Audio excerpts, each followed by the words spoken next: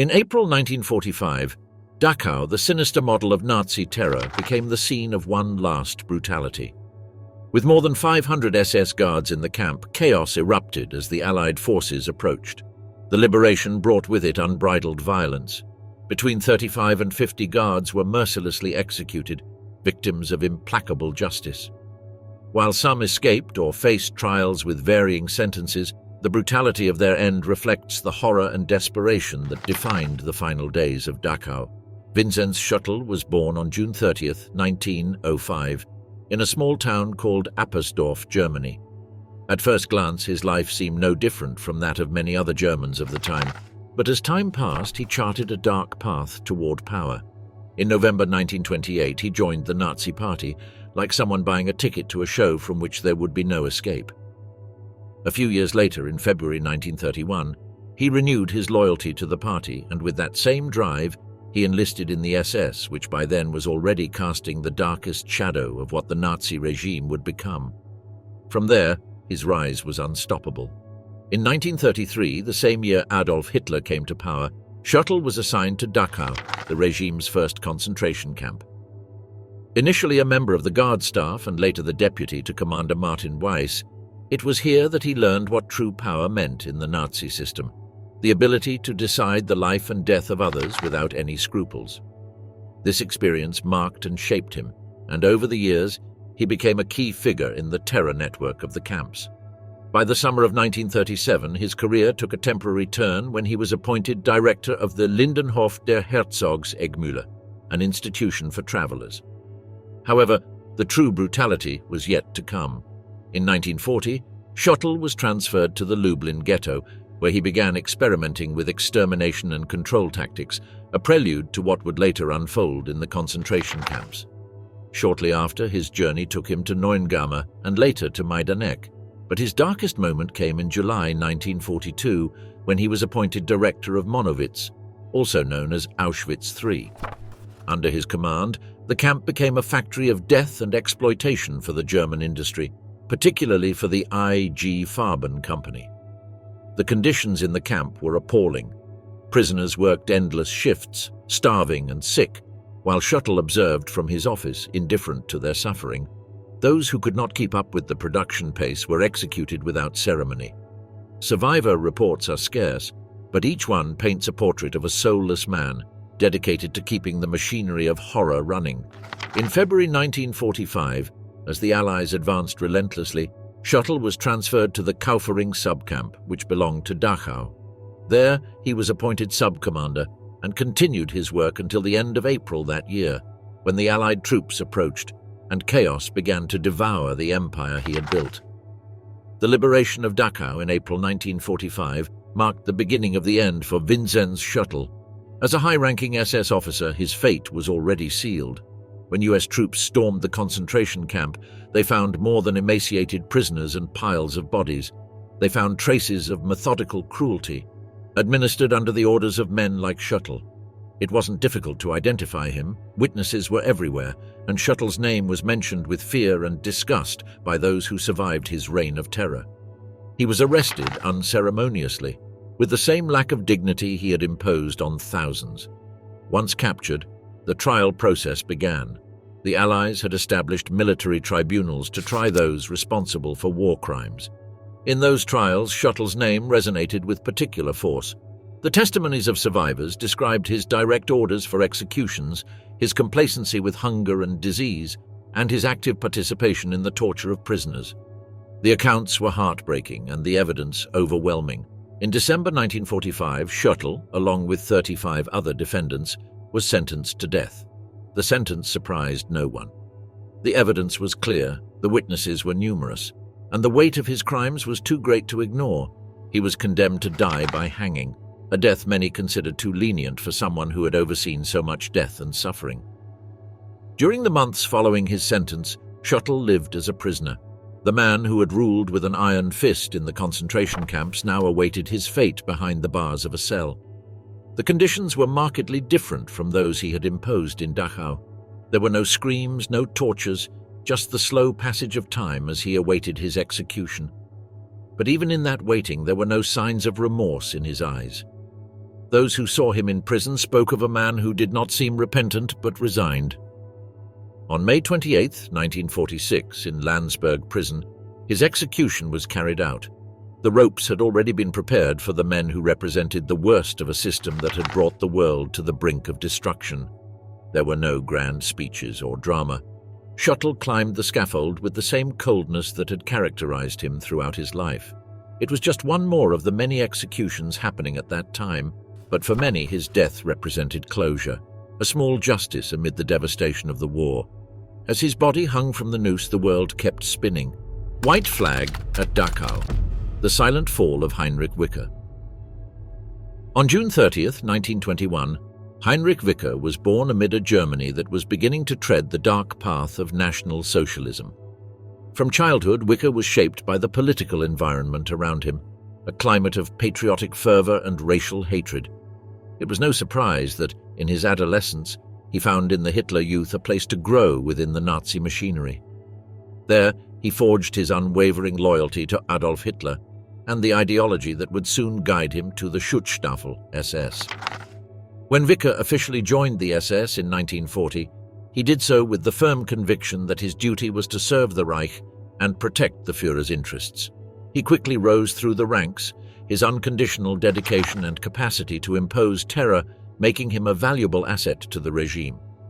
By 1945, he had already attained the rank of SS Untersturmführer and was assigned to the Dachau concentration camp, a place that would, over time, become synonymous with horror. From his position of power, Wicker was one of those responsible for maintaining order, an order that was only achieved through violence and humiliation. Every day, Wicker oversaw the guards, ensuring that the conditions in the camp were as brutal as Nazi policy dictated. Forced labor, summary executions, and indiscriminate mistreatment were common under his command. Prisoners were mere numbers, invisible beings whose only purpose was to serve until they died or die from neglect. However, by April 1945, the war was coming to an end, and the Nazi regime was crumbling. The Allied troops were approaching Dachau, and chaos was spreading throughout the camp. Many high-ranking officers had fled, leaving Wicker in command of what remained of the camp. The shadow of defeat loomed over them, and Wicker, with more than 500 soldiers under his command, knew full well that the end was near. On April 29th of that year, Wicker found himself facing an impossible situation. The American soldiers were at the gates of Dachau. In a desperate attempt to avoid a bloodbath, he raised a white flag.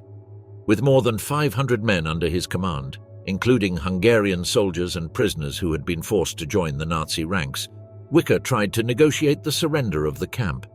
He walked toward Brigadier General Henning Linden of the 42nd Infantry Division, offering the capitulation of Dachau without resistance. The surrender of Dachau was a chaotic moment. Confusion reigned, and during the process, several shots were fired. The tension between the prisoners, anxious for their liberation, and the Nazi soldiers, terrified of reprisals, was palpable. Despite his attempts to negotiate a peaceful surrender, Wicker's control over the situation quickly unraveled. The accumulated hatred of the American soldiers upon seeing the atrocities inside the camp triggered an explosion of violence. As they advanced, they discovered gas chambers, crematoriums, and barracks where thousands had been tortured and murdered. Piles of bodies, men and women walking like skeletons. The tension exploded. It was no longer just a military mission, it became an act of personal justice.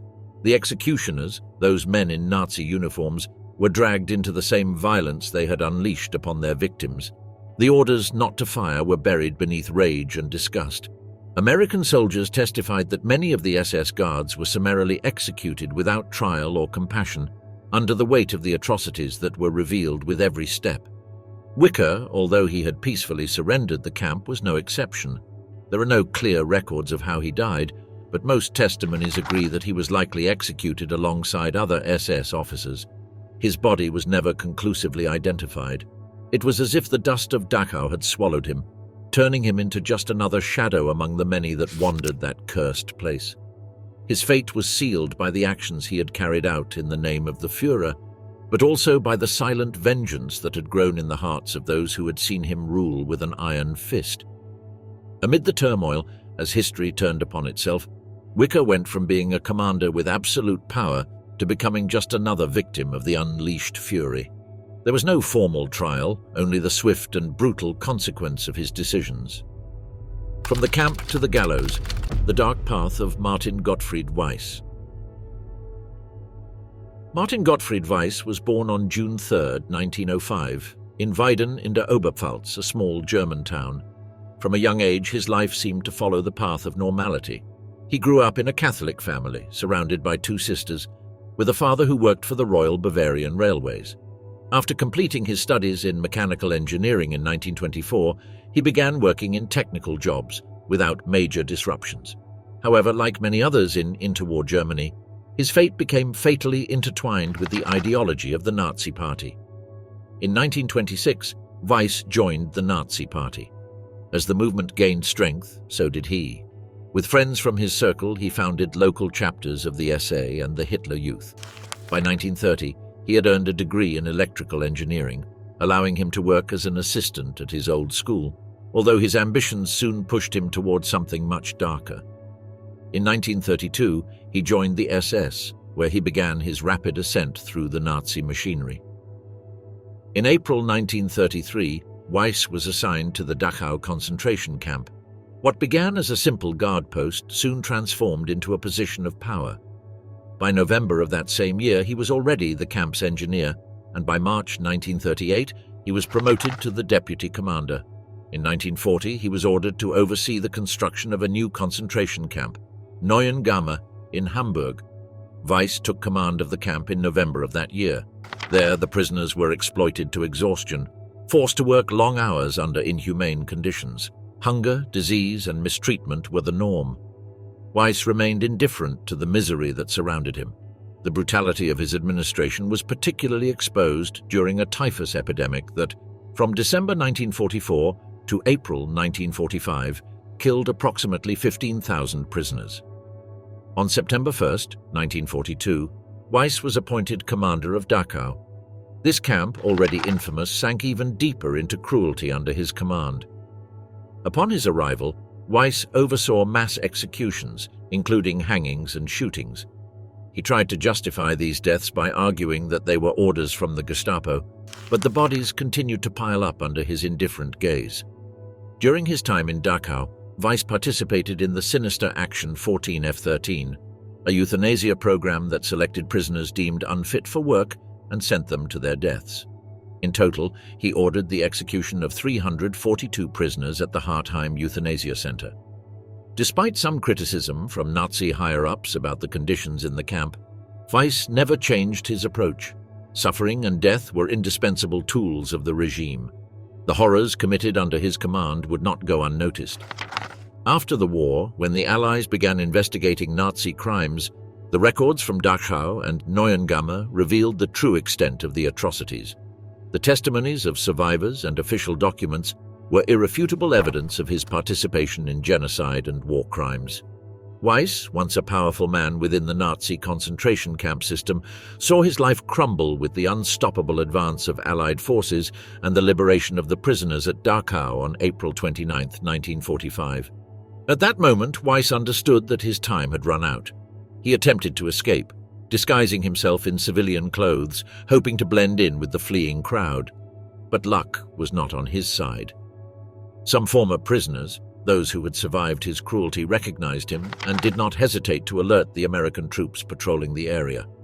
An American soldier named Henry Senger was the one who arrested him, putting an end to his escape attempt on May 1st of that same year. His capture led him directly to justice, but the shadow of the crimes committed at Dachau followed him as an inevitable condemnation. The Allied authorities quickly set in motion the trials known as the Dachau trials. Weiss found himself among the 40 defendants, all former officers and employees of the concentration camp. On November 15, 1945, the U.S. military tribunal began the trial against Weiss.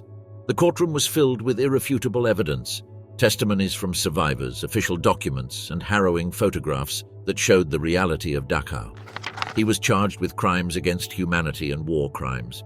The atrocities for which he was held responsible ranged from the execution of prisoners to systematic torture, not to mention the inhumane conditions that led to the deaths of thousands of people. The chief prosecutor, Horace R. Hansen, left no room for doubt. He pointed out that all the defendants, including Weiss, had been part of a common plan to carry out those crimes. The defense tried to argue that Weiss, in some way, had improved conditions compared to previous administrations, but the court did not accept that excuse. The horrors of Dachau could not be justified.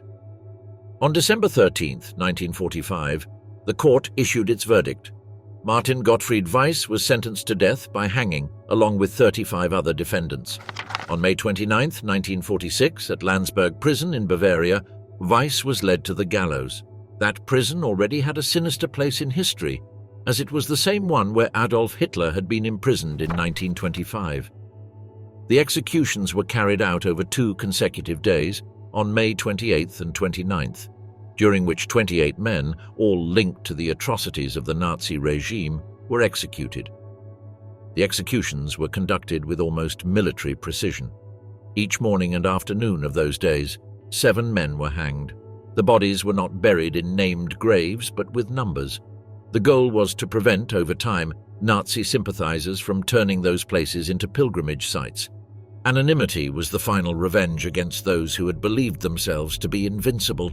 Corrupted medical ethics. Klaus Schilling and his contributions against malaria. Klaus Karl Schilling was born on July 5, 1871 in Munich. He began his professional life with a solid medical education that led him to become a prominent specialist in tropical medicine. After obtaining his medical doctorate from the University of Munich in 1895, Schilling began to stand out in the fields of parasitology and tropical medicine. His work soon led him to the University of Berlin, where he became a professor of parasitology, and his reputation grew internationally. In 1905, Schilling was appointed the first director of the Tropical Medicine Division at the Robert Koch Institute, one of Germany's leading research institutions. For over 3 decades, Schilling contributed to advances in tropical medicine, conducting significant research in Germany's colonial territories in Africa. His studies mainly focused on malaria, a disease that posed a serious health problem at the time. In 1936, Schilling retired from the Robert Koch Institute and moved to fascist Italy, where he continued his research on malaria. The Italian government sought his expertise due to malaria outbreaks among the troops during the Italo-Ethiopian War. Schilling conducted immunization experiments on inmates from the psychiatric asylums of Volterra and San Niccolò di Siena. These experiments, though controversial, were justified by Schilling as necessary to advance medical knowledge and protect military personnel from malaria. In 1941, Schilling returned to Germany after a meeting with the Nazi health chief, Leonardo Conti. In early 1942, he gained access to a special malaria research station set up at Dachau by Heinrich Himmler. This facility was intended to conduct experiments to better understand malaria and develop possible treatments. At Dachau, Schilling oversaw experiments involving injections of synthetic drugs and exposing prisoners to mosquitoes infected with malaria. It is estimated that between 300 and 400 individuals died as a result of these tests, which caused extreme suffering among the prisoners. While some colleagues expressed ethical concerns about his methods and practices, Schilling remained committed to his research agenda throughout World War II. His insistence on continuing these experiments revealed a disturbing aspect of medical research during this period: the prioritization of scientific advancement over human rights and ethical considerations. The liberation of Dachau by American forces in April 1945 uncovered the horrific conditions and the extent of the human experiments conducted there. U.S. investigations revealed disturbing details about Schilling's role in these experiments. The Army Counterintelligence Corps found documentary evidence and survivor testimonies that denounced the brutality and lack of ethics in his methods. Schilling was arrested by U.S. forces shortly after the camp's liberation and faced war crime charges during the Dachau trials, which began on November 2nd of that same year. During the trial, survivor testimonies and detailed documentation of Schilling's experiments were presented. His defense, which claimed that his work sought a greater good for humanity, was ineffective against the evidence of his brutality.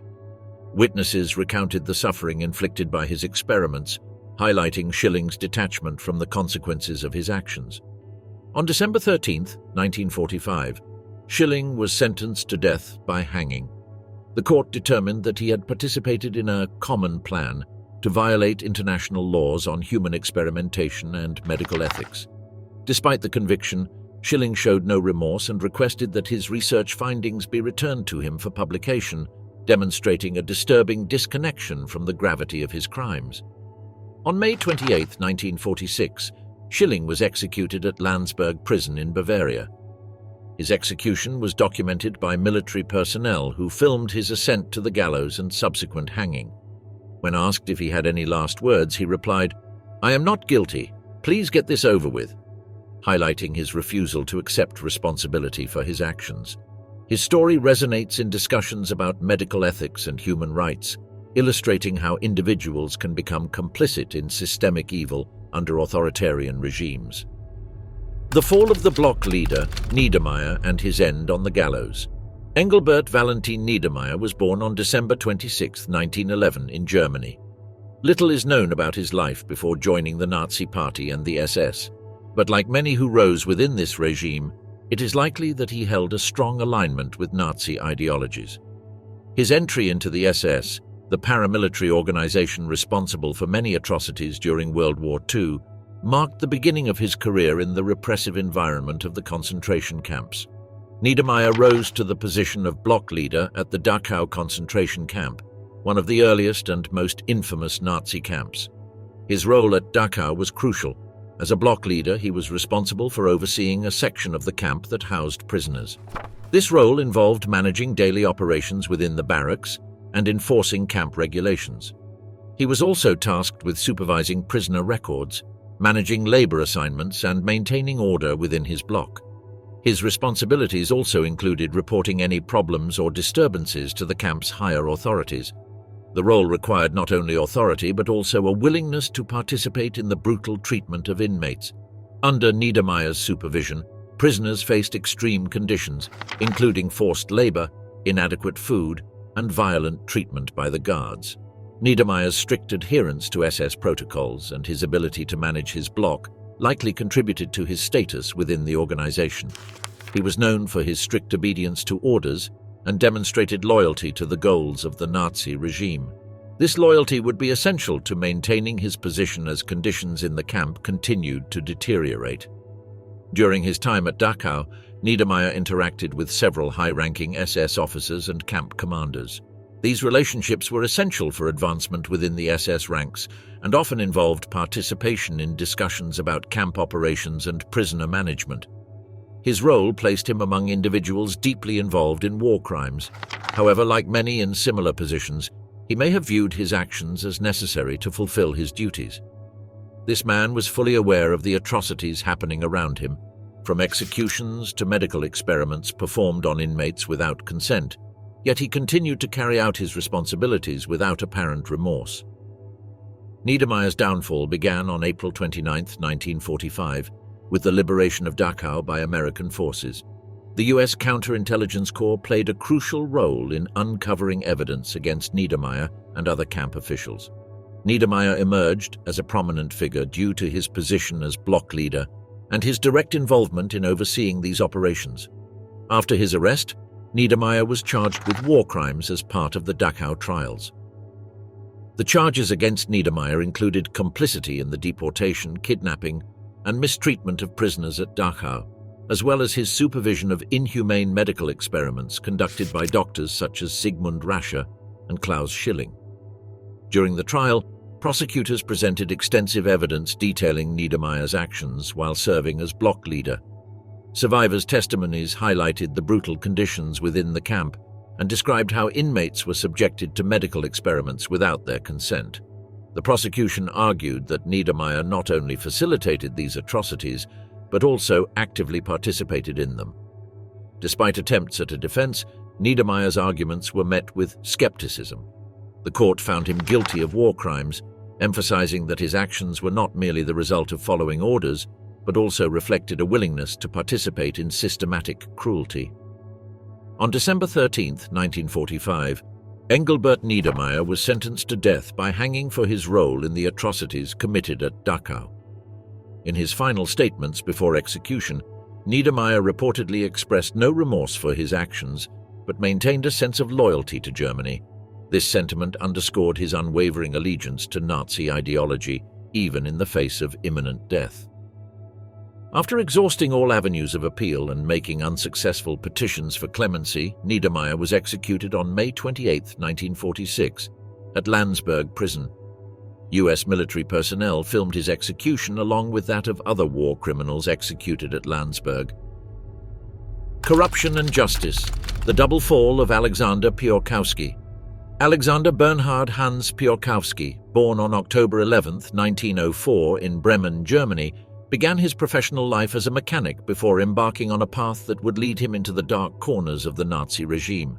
In the early 1920s, he worked as a traveling salesman, offering him a broad view of German society.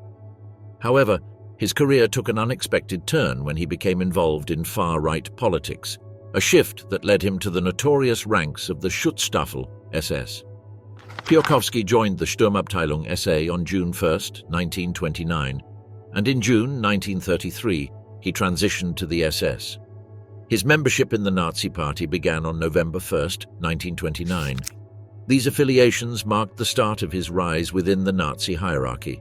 By July 20, 1935, he had risen to lead an SS Standarte in Bremen, and within less than a year he assumed command of another unit in Allenstein. Piorkowski's career took a decisive turn when he became the provisional commander of the Lichtenberg concentration camp from July to December 1937.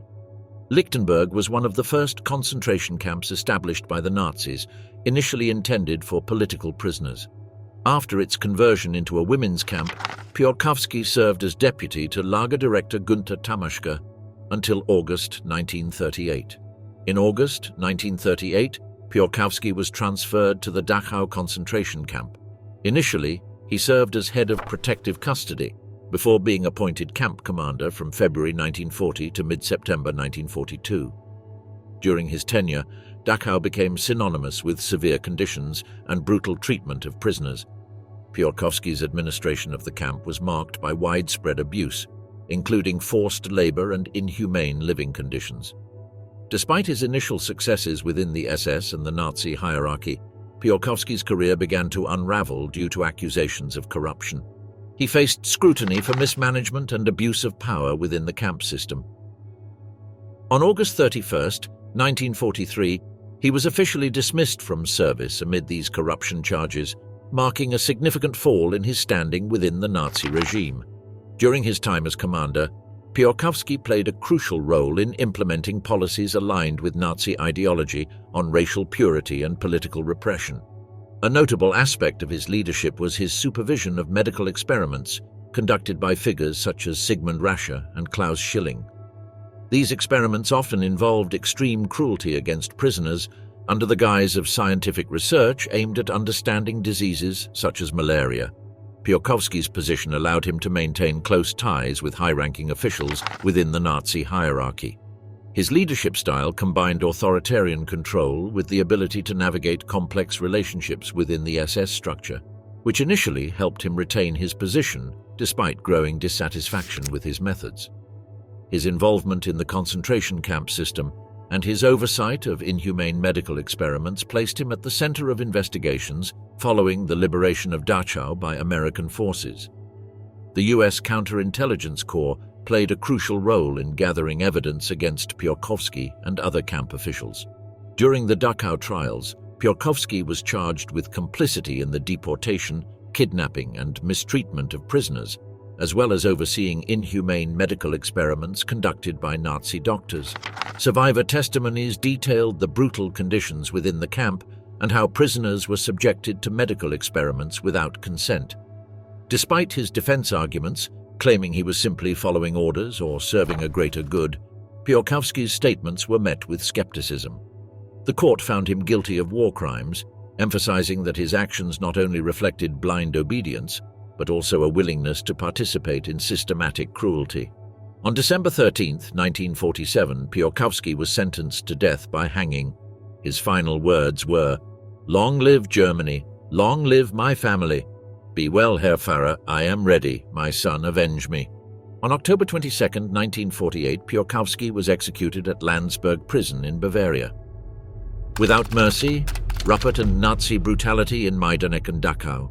Friedrich Wilhelm Ruppert was born on February 2, 1905, in Frankenthal, Germany.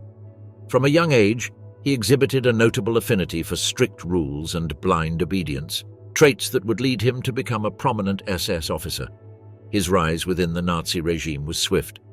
In 1933, shortly after joining the SS, he was assigned to the Dachau concentration camp, a place that would soon become synonymous with horror. There, he began as an electrician, but his loyalty to the regime and his effectiveness in implementing its brutal policies quickly propelled him to roles of greater responsibility. Over the years, Ruppert became known for his ability to enforce order with a heavy hand, earning a reputation as a ruthless officer. In 1942, he was transferred to the Majdanek concentration camp, where he took the position of technical director. His time at Majdanek was marked by one of the darkest episodes of his career, Operation Harvest Festival. On November 3, 1943, the Nazi regime unleashed one of the most brutal massacres of World War II. Heinrich Himmler, fearful of recent uprisings at Sobibor and Treblinka, decided to eliminate any future possibility of resistance. The Jews who still survived in the Lublin region were condemned without trial or mercy. Ruppert observed the proceedings with his characteristic coldness. He was no stranger to violence. His experience at Dachau had hardened him to the brutality of the Nazi system. Though his name is not mentioned with the same weight as other officers, his presence at Majdanek during those days inevitably tied him to the operation. Prisoners deceived with promises of forced labor or relocation were led to the pre-dug trenches. They were lined up in groups while music blared from loudspeakers, drowning out the sound of gunfire and the screams of terror. The shooting began early in the morning and continued without pause. Men, women, and children fell one after another, their bodies piling up in the mass graves. Nazi officers, including Ruppert, walked among the rows, watching every move with empty eyes, ensuring that no one attempted to escape. The soldiers tasked with the executions worked mechanically, almost emotionlessly. The music kept playing, bullets kept flying, and lifeless bodies continued to fall. By the end of the day, around 43,000 people had been murdered, and the Lublin district was now free of Jews, just as the High Command had ordered. In May 1944, Ruppert was transferred to the Warsaw concentration camp, where he was in charge of managing the warehouses. But his stay in Warsaw was brief, and in August of that same year he returned to Dachau, where he assumed operational control of the camp under the orders of Commander Eduard Weiter. It was in Dachau where Ruppert's true brutal character emerged. He became responsible for selecting and executing prisoners, including not only Soviet prisoners, but also Special Operations executive agents such as Noor Inayat Khan and Madeleine Damamont.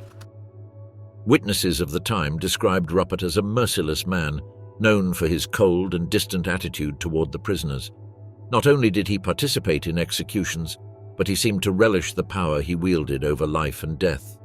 Prisoners deeply feared him, and his beatings and abuses were a part of daily life in the camp. As the war neared its end and the Nazi regime began to crumble, Ruppert continued his ruthless work.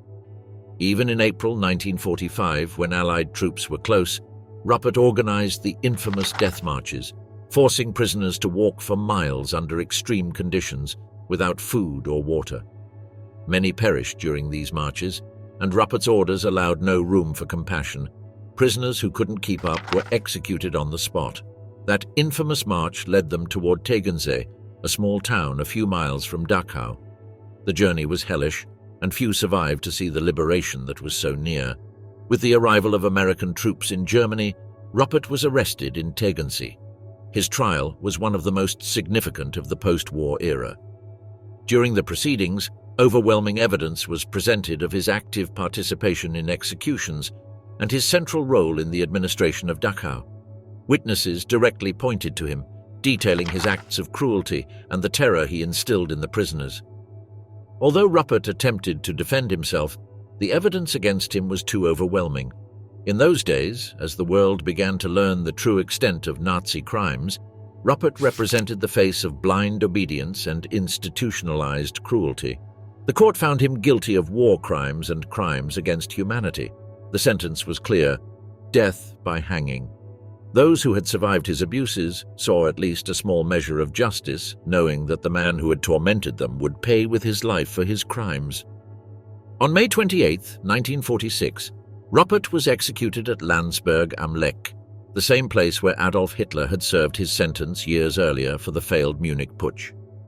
In a cruel twist of fate, this place now served as the final destination for those who, like Ruppert, had followed the Führer's orders to the last moment, executing thousands without hesitation. From laborer to executioner, the dark legacy of Schallemeyer at the Mühldorf subcamp. Georg Schallemeyer was born on December 29, 1894, in Hebertshausen, Germany, and is remembered for his role in the Mühldorf concentration camp complex, a subcamp of Dachau. His life and career before his downfall illustrate the relentless brutality that characterized many SS officials during World War II. Before becoming involved with the Nazi regime, Schallemeyer worked as a concrete laborer, an experience that likely contributed to his future role in the construction and operation of forced labor camps. During the early years of the war, he served in the Wehrmacht, where his military service exposed him to the broader context of World War II and the ideologies of the Nazi Party. In 1944, Schallemeyer was recruited into the Waffen-SS, known for its participation in numerous war crimes during the Holocaust. His transition from regular military service to the SS marked a significant shift in his career, aligning him more closely with the brutal enforcement of Nazi policies. As a senior sergeant, Schallemeyer was appointed a leader within the Mühldorf concentration camp. Established in mid-1944, this camp was part of a broader strategy to exploit forced labor for the German war effort, particularly in the construction of underground facilities for aircraft production. The camp housed thousands of prisoners subjected to severe conditions, forced labor, and brutal treatment.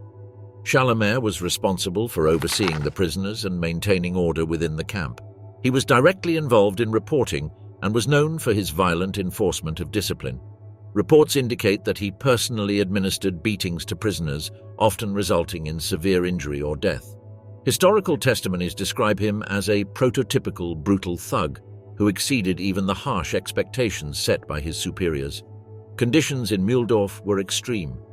From late 1944, many prisoners suffered from hunger and disease due to food shortages and poor living conditions. Schallemeyer's role as report leader implicated him in these conditions, as he was responsible for reporting on supply levels and the well-being of the prisoners. Evidence suggests he actively participated in withholding food, contributing to widespread malnutrition and death. A particularly macabre aspect of Schallemeyer's conduct was his supervision of the morgue, where he oversaw the extraction of gold teeth from deceased prisoners. During his time, the camp became notorious for its high mortality rate. Reports indicate that of approximately 300 prisoners brought to Mühldorf at the end of 1944, only 72 survived after 4 months. Despite his atrocious actions, Schallemeyer operated within a system that sanctioned and rewarded such brutality. His position within the SS granted him a degree of power that he wielded cruelly against those already suffering immensely. The liberation of Dachau and its subcamps in April 1945 by US troops marked the beginning of the process of exposing the war crimes perpetrated by the Nazi regime. Many SS members attempted to flee or hide their identities amid the chaos. However, Schallemeyer was unable to evade justice. His capture resulted from the systematic efforts of Allied forces to identify and apprehend those involved in war crimes. The US Army, along with various civilian organizations, compiled lists of perpetrators based on survivor testimonies and evidence gathered during the liberation. Schallemeyer was arrested in 1945 and subsequently detained. His role as a brutal camp guard did not go unnoticed. Numerous testimonies from former prisoners described his violent behavior and direct involvement in atrocities, including beatings that resulted in death. These accounts provided a solid basis for his prosecution. In September 1947, Schallemeyer was tried by a US military tribunal in Dachau. The prosecution presented overwhelming evidence against him, including witness statements detailing his brutal treatment of prisoners and his involvement in the extraction of gold teeth from deceased inmates. The charges against Charlemagne included shared responsibility for the extreme conditions that led to the deaths of many prisoners due to malnutrition and disease. Witnesses testified that he personally inflicted severe beatings on inmates, often resulting in death. Despite his defense's claim that he was acting under orders and only punished serious violations of camp rules, the overwhelming evidence led to a guilty verdict. On September 23, 1947, Charlemagne was sentenced to death by hanging. Following his sentencing, Charlemagne was imprisoned at Landsberg prison while awaiting execution. His time on death row was marked by appeals for clemency, which were ultimately denied. In 1951, amid discussions of possible commutations for other condemned individuals, Charlemagne's case attracted attention due to the severity of his crimes. General Thomas Handy confirmed Charlemagne's death sentence on June 7, 1951, stating that no arguments justified clemency for someone who had so brutally overseen the suffering and deaths of countless prisoners. Georg Charlemagne was executed on June 7, 1951, at Landsberg prison. Reports indicate that he was led to the gallows with a priest who offered him final blessings before he was hanged. Medicine as a deadly trap, Eichberger and his grim experiments. Leonhard Eichberger, born in Germany, embarked on a medical career that soon placed him at the heart of the dark experiments of the Nazi regime. Although the precise details of his early life and birth date are not well documented, his path in medicine began to stand out when he earned his medical degree, allowing him to enter a world of scientific research marked by extreme ideologies. As the Nazi regime consolidated its power, Eichberger became associated with medical institutions aligned with its ideologies. His skill as a doctor allowed him to rise within an environment where scientific principles intertwined with the goals of the totalitarian state. He joined the Schutzstaffel, SS, granting him access to crucial resources and support to conduct experiments that, although justified under the pretext of advancing medical science, were deeply inhumane. In the 1940s, Eichberger obtained a position at the Dachau concentration camp, one of the first camps established by the Nazis and notorious for its brutal conditions. There, Eichberger became a key figure overseeing medical experiments on prisoners. His work focused on studies related to infectious diseases, particularly malaria. Prisoners, many without consent, were subjected to experiments that included exposure to mosquitoes infected with malaria and the administration of high doses of experimental drugs. Eichberger's work at Dachau reflected a disturbing indifference toward human rights, characteristic of many medical professionals in the Nazi regime. His experiments not only exposed subjects to extreme conditions, but also tested treatments without their consent. Eichberger collaborated with other notorious Nazi doctors, such as Klaus Schilling, who also conducted malaria experiments at Dachau. This collaboration formed a network of researchers who prioritized scientific advancement over ethical considerations, leading to significant suffering among the prisoners. Eichberger's test subjects included young people from various backgrounds, among them political prisoners and religious figures, who were subjected to horrific treatments without any regard for their well-being. Before his downfall, Eichberger received recognition in certain German medical circles, where his work was framed as essential to national interests, particularly in preparing the military against diseases that could affect German troops. This support from the regime's authorities gave him a platform to continue his research without facing immediate consequences for the ethical violations he committed. Eichberger's fall from grace began with the liberation of the Dachau concentration camp by US forces. As Allied troops entered the camp, they witnessed firsthand the horrific conditions and the extent of the human experiments conducted there. Evidence of war crimes committed at Dachau prompted the US forces to initiate thorough investigations, relying on survivor testimonies and documents left behind by Nazi officials. Eichberger became a central figure in these investigations due to his prominent role in overseeing malaria experiments at the camp. Reports revealed that he had been responsible for injecting prisoners with malaria-infected blood and exposing them to mosquitoes carrying the disease. The US Counterintelligence Corps played a crucial role in gathering evidence against Eichberger, based on testimonies from former prisoners and medical staff who had witnessed the atrocities. After his arrest, Eichberger was charged with war crimes in the context of the Dachau trials. The trials began on November 2, 1945, with Eichberger among 40 defendants accused of participating in a common plan to systematically violate international laws on human rights and medical ethics. During the trial, prosecutors presented extensive evidence detailing Eichberger's experiments on prisoners, which included exposure to malaria-infected mosquitoes and the administration of various experimental drugs without consent.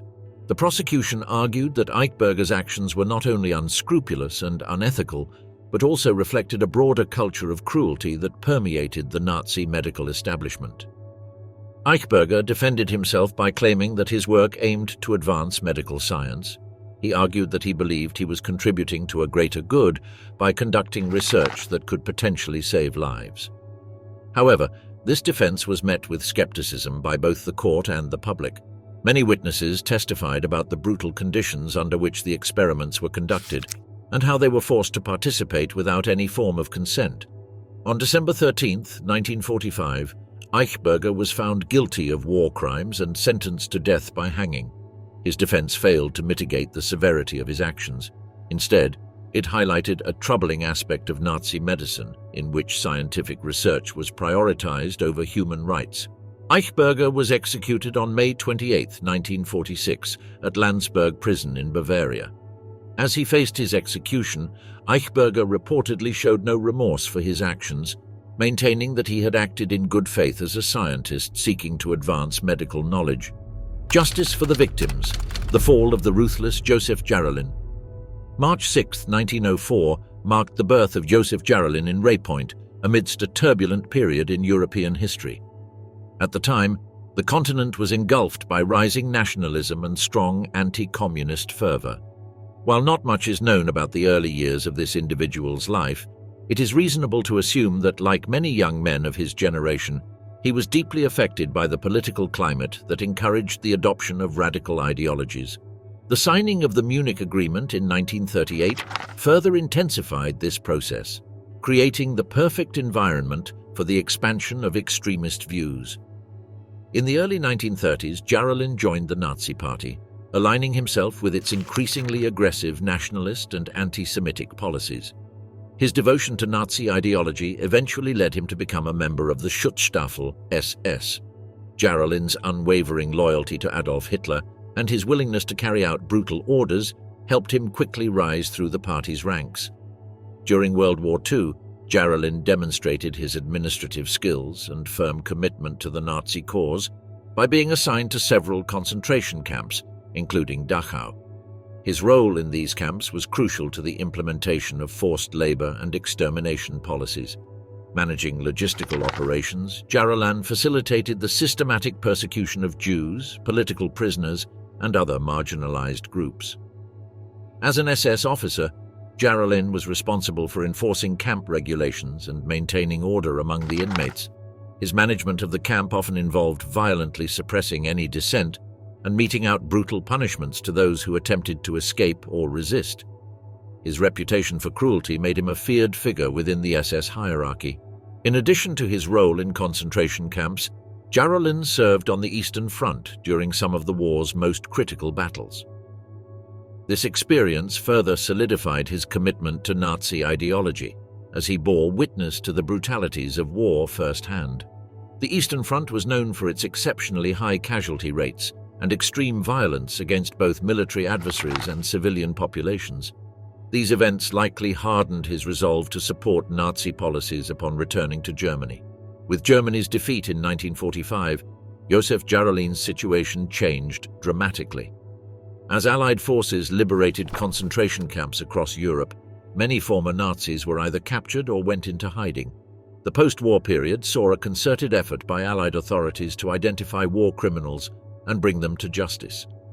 Jarolin's past actions in concentration camps did not go unnoticed. Numerous survivor testimonies detailed his involvement in the atrocities committed against the inmates. This attention intensified as survivors began recounting their experiences during the trials held to hold the perpetrators of Holocaust crimes accountable. His reputation as a brutal guard contributed to his notoriety among those who had endured the horrors of the camp. The accumulated evidence of his brutality and his role within the Nazi regime eventually led to his capture and conviction. In late 1945, military tribunals were established to prosecute war criminals in the US occupation zone of Germany. Josef Jarolin was one of the defendants during these proceedings. The tribunal charged Jarolin with crimes against humanity for his involvement in the administration and operation of the Dachau concentration camp. The prosecution presented overwhelming evidence against him, including witness testimonies detailing his participation in the brutal treatment of inmates. Survivors recounted incidents of violence and intimidation perpetrated by Jarolin, which further solidified his guilt. During the trial, Jarolin maintained a defense that attempted to shift the blame onto higher-ranking officers and claimed he was simply following orders. However, the tribunal rejected these arguments, emphasizing that individuals could not evade responsibility for their actions by merely claiming they were acting under orders. The evidence presented illustrated a pattern of violence and cruelty that characterized his time at Dachau. Finally, on April 13, 1947, Josef Jarolin was found guilty of war crimes and sentenced to death by hanging. After his conviction, Jarolin remained in custody for a few months while awaiting execution. He was held at Landsberg prison along with other convicted war criminals. During this time, he faced intense scrutiny from military authorities and the public regarding his actions during the war. In this context, Jarolin's case became part of a broader narrative about justice for the victims of the Holocaust and other wartime atrocities. Josef Jarolin was executed on May 28, 1946. Trial and punishment. Rudolf Suttrop, the bureaucrat of Nazi death. Rudolf Heinrich Suttrop was born on July 17, 1911, in Lünen, Germany, during a period marked by the devastation of World War I and the rising tide of nationalism that gripped the nation. As Germany recovered from the conflict, an atmosphere of resentment and a quest for power fostered a generation willing to enlist in any cause that promised to restore national pride and greatness. As he grew up, Suttrop was influenced by the rise of Nazi ideology, which promised a national renewal under the leadership of Adolf Hitler. In this context, he eventually joined the SS. His rise within the SS structure was relatively quick, reflecting both his dedication to the principles of Nazism and his ability to navigate the regime's bureaucracy. Suttrop was assigned as an assistant to several concentration camp commanders, including those at Dachau and Gross-Rosen, two of the most notorious camps in the Nazi network. In these camps, Suttrop played a crucial role in their administration and daily operations. His work involved overseeing logistics, maintaining order among the guards and inmates, and ensuring that orders from higher authorities were carried out without question. The environment within the concentration camps was one of extreme violence and systematic dehumanization. Prisoners were subjected to inhumane conditions. Starvation, disease, and brutal treatment were part of their daily lives. Suttrop, being in a key administrative position, was implicated in the implementation of these atrocious policies, whether directly or through his supervision of camp operations. The strict hierarchy of the SS required unwavering loyalty to Nazi ideology and its leaders, and Suttrop was no exception. His career within the SS reflects a broader pattern of ideological commitment that characterized many who held positions of power during this turbulent time. Loyalty to Hitler and the state was paramount, and Suttrop, like others, viewed his actions as part of a larger mission to purify Germany and eliminate perceived threats to its existence. The end of World War II in 1945 did not bring immediate peace for everyone. On April 29, 1945, US forces liberated Dachau. The camp, which had been a site of extreme suffering, revealed to the liberators the horrors of Nazi barbarism. As the Allies advanced, they began identifying those responsible for these crimes. Among them was Suttrop, whose name appeared in survivor testimonies and camp records. The capture of Suttrop and other former SS members was part of a systematic effort to bring those responsible to justice. After his capture, Suttrop, along with other SS members, was transferred to detention centers. He was tried during the Dachau trials, and the evidence against him included survivor testimonies and documentation of the conditions in the camp under his supervision.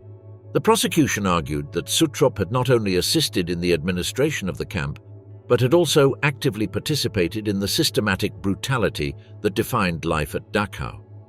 During the trial, Suttrop's defense attempted to claim that he was simply following orders, a common defense among those accused of war crimes. However, the tribunal rejected this argument, emphasizing that following orders did not absolve individuals of responsibility for their actions. On May 2, 1946, Suttrop was found guilty of assisting and participating in the crimes of the Dachau concentration camp. The court highlighted his administrative role and his direct involvement in facilitating the conditions that led to widespread suffering and the deaths of numerous prisoners. He was sentenced to death by hanging. Suttrop's execution took place on May 28, 1946, at Landsberg prison in Bavaria. His execution, carried out just weeks after his conviction, was part of a broader Allied effort to demonstrate a firm commitment to justice for war crimes.